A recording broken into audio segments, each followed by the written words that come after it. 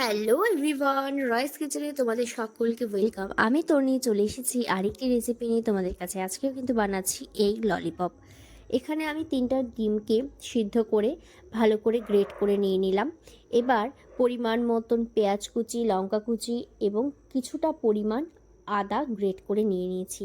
তার মধ্যে এক এক করে কাশ্মীরি রেড চিলি পাউডার, অল্প একটু ধনে গুঁড়ো, তার সাথে হাফ চামচের মতন গোলমরিচ গুঁড়ো, স্বাদ মতো লবণ আর 3 চামচের মতন কিন্তু কর্নফ্লাওয়ার অ্যাড করেছি 3টা ডিমের পরিমাণ অনুযায়ী।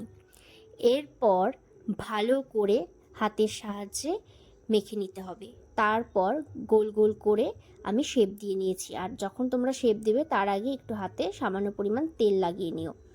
এরপর আরেকটা এক্সট্রা ডিমকে ফাটিয়ে তার মধ্যে চুবিয়ে আমি ব্রেড ক্রাম্বস দিয়ে ভালো করে লাগিয়ে রেডি করে নিলাম। এবার কড়াইয়ে পরিমাণ মতন সাদা তেল দিয়ে কম আঁচে বেশ সময় ধরে লালচে করে ভেজে নিলেই রেডি এগ ললিপপ। কেমন লাগলো রেসিপিটা অবশ্যই জানাবে।